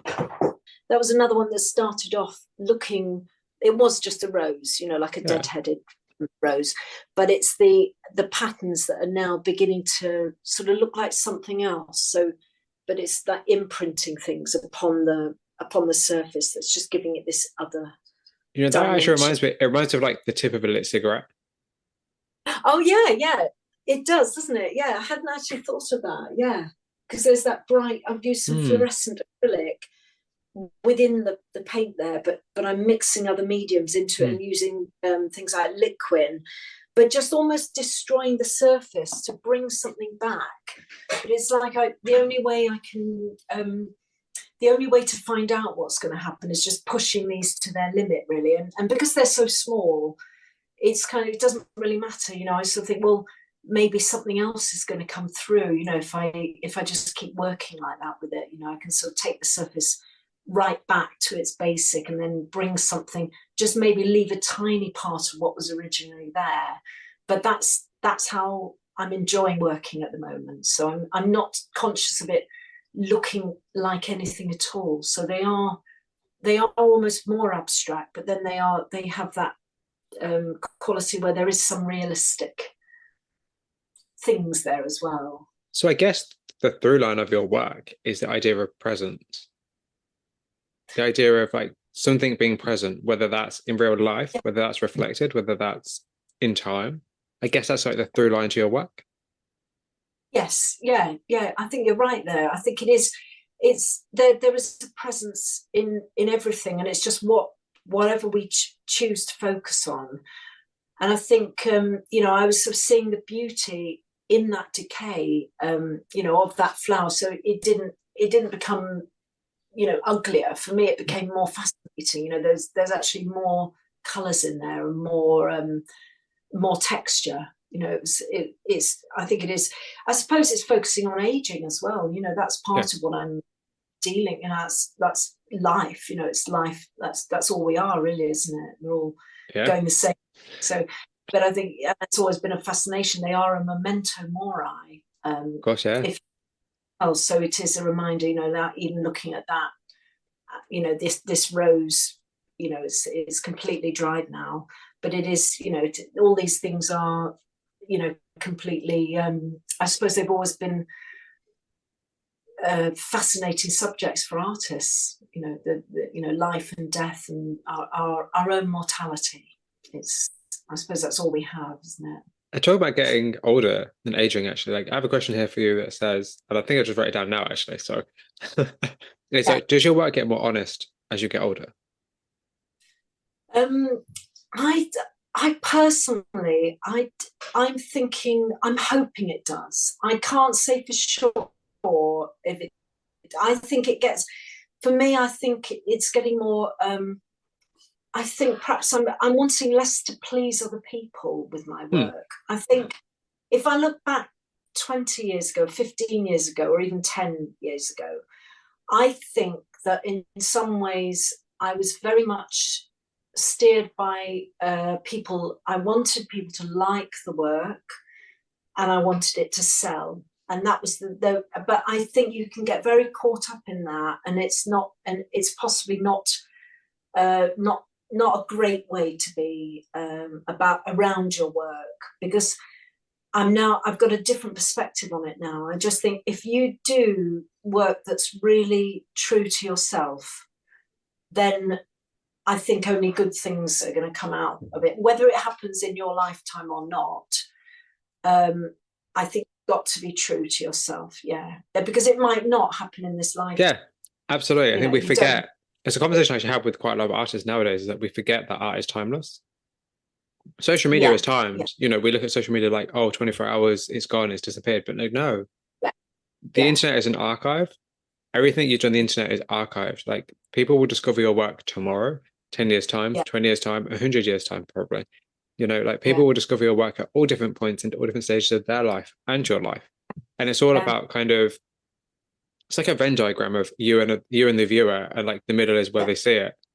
yeah, It's interesting because it's just like, if I was to have seen your work 10 years ago, I would be in a very different position to think about it how I am now. Whereas now, like, I have a completely different insight to art in general. So it's kind of interesting. It's like, the viewer always brings their own thoughts and opinions to a piece of work they look at, but also yeah, the artists themselves are always in a certain place at their time creating that work. And it's like you said, like, you look at work, and also the benefit of you talking to somebody like yourself is that you've been doing art for decades. So you have a vast knowledge of how things have changed, how the landscape's changed. And you can look at your work you did 20 years ago. Like, that's yeah, incredible to me. Like, that's incredible. It's like you have so many different, and your mind has changed so much, and your opinions and thoughts have changed so much. It must yeah, be like, I would love to see you have like a retrospective at some point. Maybe not now, maybe like in 10 years' time. yeah, But like, I'd love yeah, to have you to have all of your work from the varying years, just to see how and it'd be weird for you because you'll go through it like as if how your life has changed you. yeah, yeah, yeah. I'd love that. I really would. I think it would be a very. I have painted a lot of work as well. When I think Mm. about, I've been quite prolific over those years. There were some years where I could have painted possibly 100 or more paintings in a year. In certain years. And then yeah, when I think about how much, and I'm talking all different sizes as well, and Mm. paint things and whatever, like small drawings and things. So but yeah, if I put it all together, I think it would have to be a very big space now, I think, because Yeah. there's a lot of paintings out there, and there are paintings of New York, and there's paintings of London, and then there are the recent works as well. So I've got paintings all over the world now. So if it would be lovely to have that, maybe if people gave permission. I've got work in Japan and Oh, all wow. over Norway and Sweden, and if people were happy to loan them, it would be lovely, to have that, to just to see them all together. I mean, maybe a virtual one could be done with Yeah. that you do those virtual shows, which might be interesting too, just to see if I can remember everything I've painted.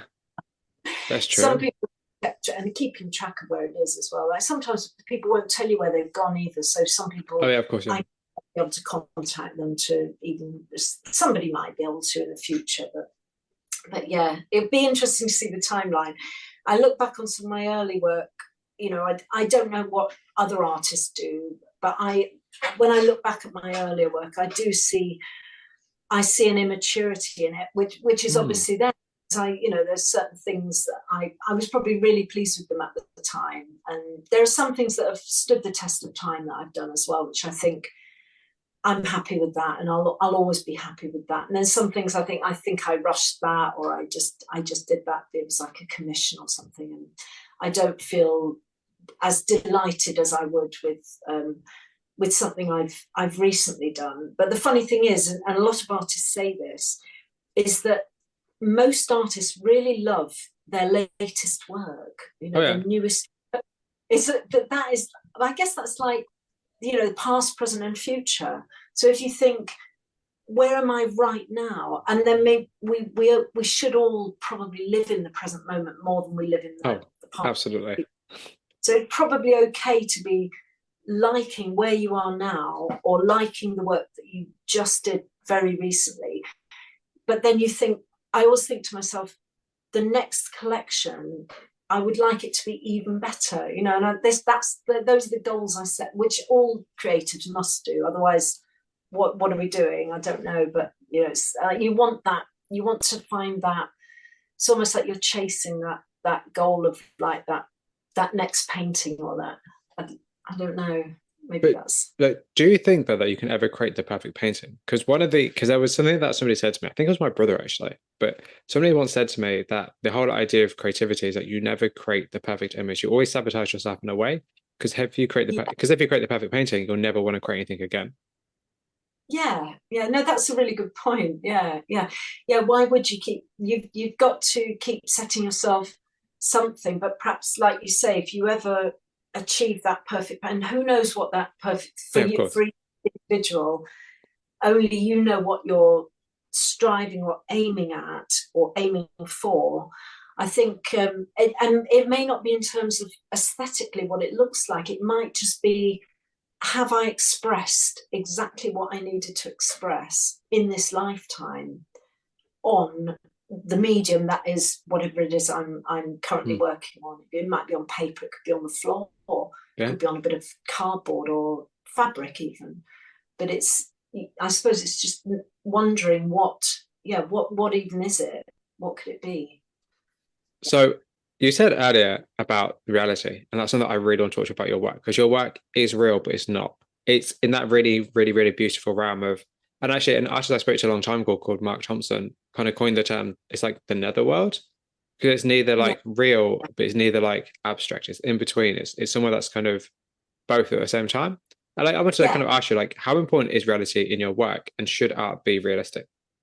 I personally don't think art has to be any any kind of thing at all. Like I think only because I've seen so much art over the like I'm not I mean I haven't been to every single exhibition, but I've viewed so much art that I don't think I have no particular preference to art being either one thing or another thing, if that makes sense. I think I quite like ambiguity in art now more than perhaps I did. I think I probably would have liked realism more or to look for realism in art, but I think I like it when I see disrupted realism now. So there's Oh, a whole I've got this book, Disrupted Realism, and it does have some fantastic examples of that where,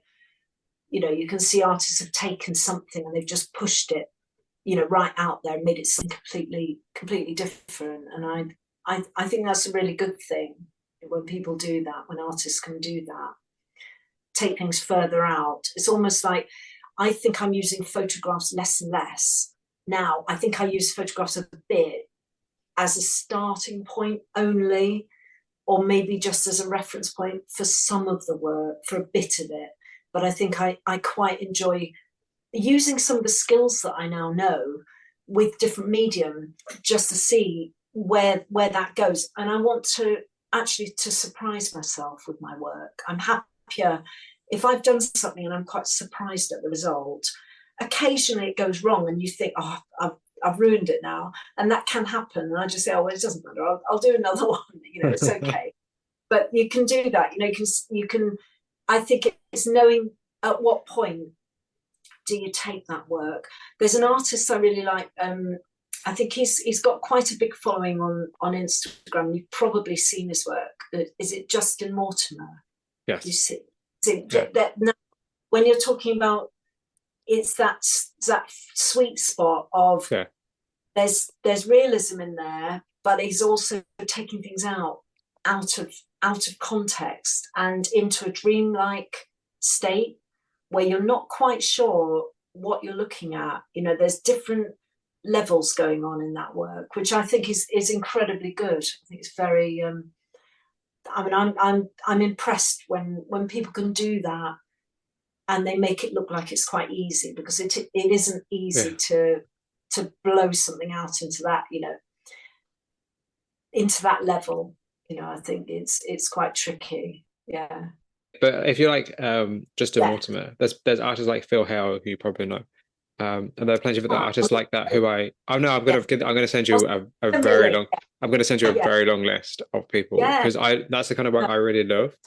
Yeah. There's just so many artists. My mind's like, there's so many artists I'm gonna send you. You're gonna probably regret saying yes. Um, That's cool. I'll send you some stuff at some point, probably later. But I'm just really interested in the idea of reality. I feel like art, the beauty of art, is that a question that I should know? Yeah. So the beauty of art is that you don't have a limit and that you can create, whatever kind of imagery you want. And I kind of feel like with your work, there's so much, there's an interesting dichotomy between the internal and the external, and the idea of like these interior spaces, but then it's about the exterior mind, but then it's also about, the surfaces, and then it's also about barriers, and it's also about thinking, and it's also about observing. There's so much kind of conflict in your work.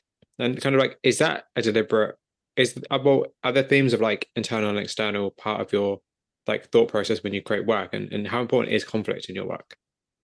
Yeah, I think talking about the internal and the external, I do feel as though that's definitely, I think it's come into being, and it was around the time of the lockdowns, and I can remember the particular work that it was almost like the seed of the work that began all of this. I'll just grab it now just to show you. Yeah, absolutely. Describe it to the listeners. So this painting was one of the first ones that I did. So this was Kitchen Cell, and this was from deep in the lockdown. This was 2020, and it was probably one night in the maybe in the winter. I think it was maybe that winter, late in 2020. So we'd been locked down for a long time. There were nothing was open at all. So we were having these very brief walks. And this was a wintertime, so it was just through the kitchen window. And I asked my partner Matt, to go outside and photograph me doing the washing up through the window, because the window was just completely full of condensation because it was like a damp winter. But the whole image was just conjuring up for me a haze of me doing something, pottering around, and my hands are in the sink there, and you can see all of these bottles, but there's the vagueness of the whole thing was what made the painting work for me. And it was just about feeling like I was inside, but I felt like an outsider, and I felt very cut off from everything completely, which for me, I often feel like that because I'm in the studio a lot of the time, and I have that very detached feeling going on quite a lot. But there was no choice to it at this point. So there was no choice about, oh, well, maybe let's go out, let's go and break the monotony and just go and see people, or go and see family, or go out for a meal. There was nothing to break it. So it was another evening, another night, we're just in the same environment, for months really. So that for me began, it was the seed of the idea of the glass series, really. I would say it's this one. So, and it was also the self-portrait. So it contained within that glass, misted up environment, and the condensation was important because it has a claustrophobic feeling. When you look at other prior to this one, so I look back on some photographs I'd taken, and I think it's one of the paintings you saw of mine when you came to the art fair, when I did the other art fair last year. That was it in its completed state, and it was the figures walking past, seen from inside a cafe, looking out into it. But those photographs were taken way back in 2009, so they were quite old photographs. But I did a huge series where I just sat in, it was one of the cafes, like one of the chain cafes, and I just sat there with the camera, but the window looked so beautiful to me, and the lights were just coming through. There was bits of neon, and it was an evening. So you're inside a cafe looking out, and then all this light was just creating bright reds and yellows and golds on the window. But then these shadows of people became quite distorted. So they became almost alien. And in a way, again, I felt like, although I was inside, I was still unable to connect really with what was going on in front of me. It was almost like watching a film. It's almost like that filmic quality to life when you're sitting inside and you watch the world go by, and you can just be, it's almost like you want to be invisible. or that's me personally. I'd like, and I guess you might feel that as a photographer, that you once you have that camera, unless you're making people feel uncomfortable, like every now and then you get somebody who really reacts to a camera and they really don't like it, or they want to really act for the camera, so then that you don't get the images that you really wanted, because you've got someone just like really messing around. It's funny to say that, because when you said about that you were sitting in a cafe with a camera taking pictures, I just thought that would be a really amazing photographic series. That'd be a really interesting idea to do. Because one thing that because I went to London last month to go to the London Art Fair. One of my artist friends invited me over, which was super sweet. And when I was on the train, I was looking out the window and I thought it'd be really great to have a camera and do a series on train windows and photograph the train windows. I mean, I don't know how much it's going to be viable to take a camera on the train and shoot images out of windows. I don't know how viable it's going to be, because I think with cameras nowadays you have to be very careful when you're taking out a camera to take pictures of people, especially in public spaces. But this idea of like observing through the window of a cafe, so this is the thing about your work, is that your work is so universal. This is what I love about your work. Like everybody has done that at some point in their life. Everybody has looked out of a window and kind of thought wistfully about the scene before them. I think that's what I love about your work, is that it's so universal, but it's also so ambiguous that it's universal to everybody specifically in a certain way. And that's what I think I really enjoy about your work. It's funny because I've done that with the looking through with the camera from a train as well. So when I pull in at stops, but I really like I'll have to send you some of them. Yeah, no, please do. I'm fascinated. Absolutely fascinated. Sometimes I'll just show you another one where we just grab this one. Yeah. You may have seen this, and it's just walking back to the Skype now with another painting. This one is where I've done that, where I've had the camera on the train and I've photographed, we can just see a man who was sitting opposite, but that's reflected.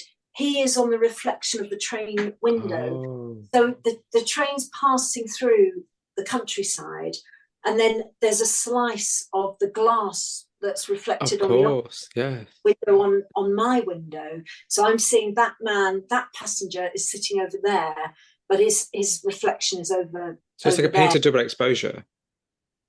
Yeah, it's kind of like there's several things going on within it, and then there's a shimmer of that's the reflection of the table. Of course, So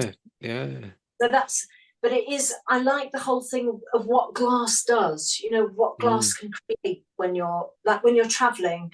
And he had no idea that I was photographing him. I mean, he never turned around, but the beauty of the iPhone is that he probably thinks I'm perhaps even, just looking at something on my phone when I'm actually taking all of those photos. No, absolutely. I've been taking out like a digital camera, but here you go. No, that's fascinating. It's nice to see. I like working like that, just working with the layers, the layers that we find in life. You're looking at one thing and yet you're seeing this person, their life as well, and then the outside world going on behind it. I'm going to go and put this down over there. But yeah, I mean, that's what I love about photography. Has been such a big part of my work, but it's something that the photographs inspire the paintings. So if I wasn't doing that with my camera and just trying stuff out when I'm out and about, I don't think I would have had that. I won't have that idea or other ideas. So for me, the camera is an essential tool really for me. I love photography, and I'm always inspired by photographs as well. So what does painting do that photography doesn't? I think that a lot of times you can say an awful lot with a photograph, really. I think that I love the physicality of paint. So for me, I love the photograph, but I also love to see what paint might do, because it will just take it to a different, it doesn't have to be totally photorealistic, but the paint will take it somewhere else. The paint might make it do something that you didn't expect it to do. So, but the photograph will help me work out composition, and it'll help me work out perspective and depth as well. So it kind of gives me that framework, which I like. So my photos are like, my photo stream is like a lot of little paintings, like possible paintings going on, or funny little phenomena, things that happened, like I was saying about the weather, what weather is doing to the window, and might be rain on the window, or that might be weird to happen, or distortions. That's absolutely fascinating. So I guess to kind of finish off, like, so the conclusion section. So if nobody saw your work, would you still create it? Oh, that is a very good question, because I think I would, but then would I? I actually don't know. It's hard to know because you'd be seeing it. So, but I think so much of what we do as visual artists, we're doing the work for it to be seen. I'm sure of that. So I think it is a big driving force for me. Yeah, to have the work seen. Yeah. So what does it mean to be a successful artist, and how should you measure the success of your own work? I think, that's a question that I think that success can be measured by so many different markers. And I think initially, for it to be successful, it isn't about whether it's sold or not. It's about because that doesn't always mean that it's genuinely a successful piece of work. So it's not about sales. I really think that a successful painting for me is when I will look at it and just know that every time I look at that painting, I will realize it's finished, and there are aspects of it that I am happy with, whatever that might be. So it can be, it could just be a few marks within the painting, or just something, or a color. But I think that it's definitely successful if I really like it as the creator, because I am very critical of my own work. Oh, I imagine so. I will pull them all to pieces as often as I can, like the older work, the new work, but that's, I suppose you've got to be critical of your own work. I mean, maybe every artist is, but I don't know. I think most artists are. I think you have to remember that art is, it's not just, oh, I'm just painting this on a Sunday night. It's your time, it's your life. The work around you is the years you've lived. It's a story you've lived. It's your perspective. It's not just, oh, let's just do this for a bit of money on the side. It's like, this is what you do. Yeah. So I imagine you would be critical of that, because it's really like you're really kind of criticizing yourself and your life, or kind of making sure that everything is perfect. Yeah.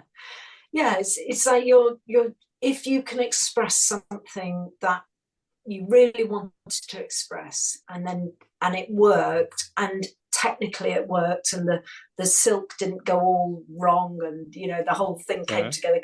Even the process of preparing the canvas, that can take quite some time, getting the silk onto it, making sure that it goes flat and it dries well and it proves, and it's not all cockled and wrinkled and weird, so I have to kind of go through a whole process, which has got easier because I've been doing that for probably about 8 years now, stretching the silk.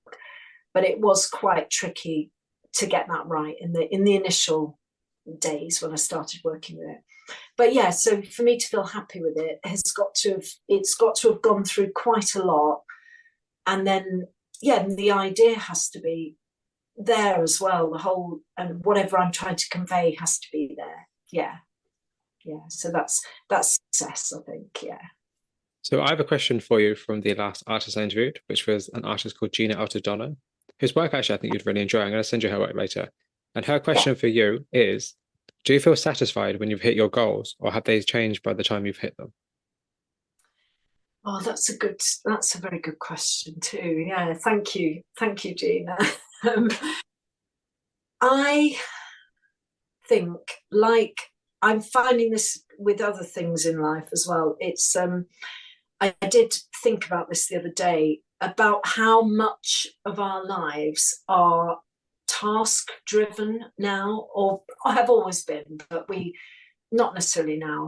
I think we've always been like that, but possibly I was just feeling like that the other day, how I'd never want my work to feel like it's task after task after task. Whereas, say you're doing things, you're maintaining your home, or you've got like or you've got to get the gas man to look at that, or there's something, the car needs this or the car needs that, or stuff. So you feel like you're doing the task is done, you tick that off, and then you've got the other task, and then that task needs doing, and then you tick that off. Life can often feel like you're going through your motions of your tasks, a bit like whack-a-mole. You've done one, but there's another one over there, and there's another one. Because that's what life that's what it is until we die, really, isn't it? Like, if you're making stuff, you've got to do it, otherwise everything just falls apart gradually. But with art, I don't see it. It doesn't feel task driven or task like, because it's creativity. So I think the idea of, for the goal, I think I can't see the paintings in terms of goals. They feel almost like they're just living with me. They're around me until they're not. And then they maybe go elsewhere, but they don't feel like. So with goals, so the question was, do you feel like you've? So the question was, do you feel? Yeah. So the question was, do you feel satisfied when you've hit your goals? Are they changed by the time you've hit them? Yeah, no, I think they do change. Yeah, but I would say when they've the goal of, say, finishing a new collection of pieces, yeah, and then the next goal is different to, definitely, yeah, it's a new goal altogether. It's totally different. Or maybe that, I don't know. That's a really good question. Anyway, I'll have to keep thinking about that, because I don't know yet. Yeah. So do you have a question for the next artist I interview? I've just, where did I? Yeah. So my question for the next artist is, does your practice provide you with what you need? So they can, in whatever way that might be. Right. What you need. Okay. Weird. So which is more important, the skill of the artist or the personality of the artist? That's another very good question. The skill of the artist or the personality. Yeah. Now, I've seen both in the years that I've been looking at art and being around the art world. I've seen artists who thrive and I suppose exist more using their personality as their thing. That is more what they're doing and more about their practice. And then artists who just use their skill but keep their personality tucked away behind the work. Yeah. So I think for some people that works very well, to be a personality. I am seeing a lot of celebrity artists, which is almost like, but I think it's going into politics now as well, because it was on the, where the, politicians are now becoming like, they're doing celebrity stuff, and I don't know, and artists have always had that capacity, but I do think that the general public do seem to like a personality, and a celebrity. So I think that in terms of commercial gain, artists who do the celebrity artist thing they're probably happy because that's maybe the commercial line that they wanted to go down. But then some people do just want to be known just for the skill of what they were doing, and don't particularly want all the razzmatazz and the all the bells and whistles and all the rest of it. So it can, I suppose there's extremes, and then possibly there's more people who are having to do the personality thing a bit more to try and get themselves seen.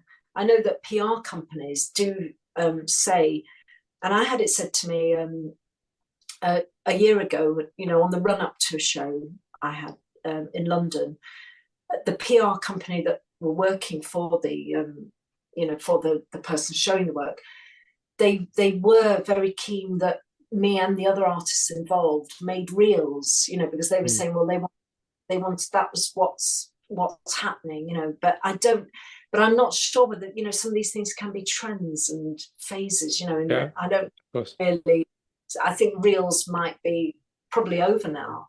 They might be by the time this goes to air, or gets out there. I don't know. I think that's the thing as well. Like you don't want to compromise your artistic integrity. Like you want to be able to create work that you want to create in the way you want to create it, in the way you're comfortable creating. Because art is your comfort zone. It's where you're able to express yourself. And I think by people asking you to be like, oh, create a reel of your work, and it might not be something you want to do. I feel like that's very like, just because with the times doesn't mean that you have to do it. There are other ways of, promoting your work and kind of showing people your work. And I think, like, I understand the logic of that, but I'm also a bit like, well, ask these artists are comfortable with that, or like, don't just expect that just because we live in a contemporary society where the internet is the king, Yeah. I know there was a whole thing of I'm here for the stills hashtag, because there was reels were being favoured. Now I don't know where it's at now, whether that's actually calmed down a bit. I'm not sure, because I know that the whole algorithm has been very very weird to a lot of people lately. So, nobody's really sure what's being picked up and promoted and what's not. So, but I think it changes. So it's a very fickle, fast moving thing. So I think it's like not worth spending too much time getting too obsessed with it. I've actually had a bit of a break from Instagram and social media, which I've really enjoyed. It's been really nice not to have to keep feeling like I have to keep showing up just because the algorithm says I should. That doesn't feel great to have to do that. So I think just to be able to step away for a bit, really focus on my practice, which that is my main thing, and that's what I really want to be doing. And then when I'm ready, get some things out there that I feel really, really happy with, but not, Instagram and the other mediums aren't everything. So, I maybe like to save some work that maybe doesn't go on Instagram, and people may not, they'll have to go somewhere else to see it, perhaps, that isn't. Absolutely. I think we're going to see a trend in that. I think we're going to see a rise in the amount of work that's being shared in person to a select few, or like to kind of more an actual immersive experience of the art itself, rather than just being on social media, because social media is very quick and very kind of fickle. And actually, something I mentioned to somebody actually earlier, because I asked them if they've ever published an image on social media that I thought was too good for social media, and they were like, no, because it's like sometimes your work is amazing. You spent so long creating it, and it looks incredible in the flesh. Put on social media, and as soon as you put on social media, it just gets lost. And it's like all that hard work and talent is just not even noticed, because people are looking over here at the shiny thing, you're producing this other thing, I don't know. It's hard. I think fast. It's way too fast, really, when you think about the content that's being shunted out, minute upon minute, and these things have taken months to make. And I do often feel like that. I may have a large painting, and it really doesn't, you can't see the scale of it, and you can't see the texture. And you probably may have seen that when you came and saw my work. And it's one of those paintings, the largest piece. I actually posted it in sections, in 6 pieces, because I felt that was the only way to do it justice, because it's shrinking it down to 1 cube just lost it, really. And it flattens the experience. I think that's a problem with social media. It flattens the experience of art. It flattens the work, and it flattens the experience. I think that's an issue, because art is meant to provoke. It's meant to kind of empower people. It's meant to make people like stand there and stare at it, and you don't do that on your phone. You just scroll. So No, I think there's still very much a place for real life exhibitions, which I hope to sort of doing some later this year. So yeah. So what would your younger self think about your work? I wonder if I think she'd be quite surprised. I think she'd think it was I think she'd probably say, oh, I didn't expect you to do that. Possibly. I think because when I was younger I had perhaps a very fixed idea of what I thought was good. And I think I thought I'd just draw pictures of people with sad faces forever, like drawings of drawings of people with quite sad and slightly melancholy. I was always drawing slightly melancholy characters, so I thought I'd always do that. But some of them have actually made it into the paintings, so luckily. But it's interesting because of the kind of general mood of melancholy, or the general mood of like considering your life and questioning things is filtered through your work. So it's kind of interesting that those themes that you were looking at when you're younger are still very much present in your work, just in a very different form. Yeah. Yes. Yeah. They've metamorphosed, haven't they? Yeah. Metamorphosized. Metamorphosized, yes. Metamorphosized, yeah.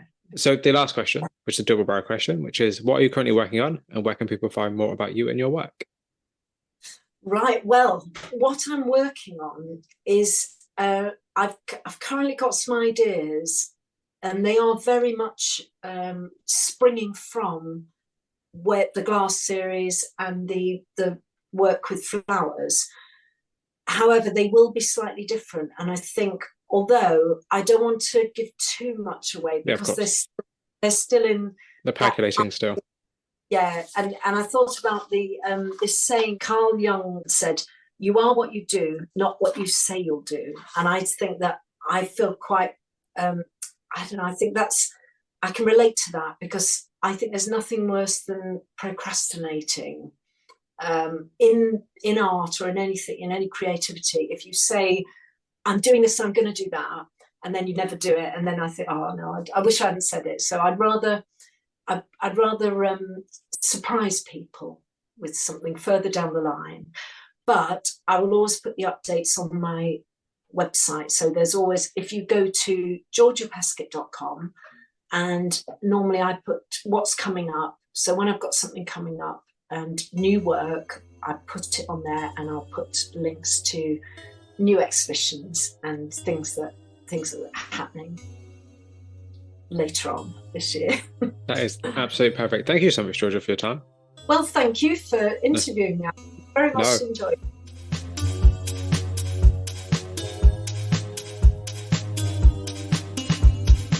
That concludes my conversation with artist Georgia Peskett. Thank you very much for listening. If you have any questions or comments about it, please let me know via theflyingfruitbowl@gmail.com or by social media sites such as Twitter and Instagram. The Flying Fruit Bowl podcast is available on several platforms such as Spotify, YouTube, and Apple Music. If you'd like to support the show, please consider rating, reviewing, sharing, or subscribing on any of those channels to help spread the word. Don't forget to check out theflyingfruitbowl.co.uk for daily art inspiration. And if you're a creative, please get in touch for a chance to be featured or interviewed. We now also have a Patreon page if you're interested in supporting the platform further. Tiers start from £1, and to find out more information, head on over to patreon.com/theflyingfruitbowl. If monthly donations are not your thing, we also have a PayPal. I'll include a link to our PayPal in the show notes. Once again, thank you very much for listening today. Until next time, folks, please stay safe.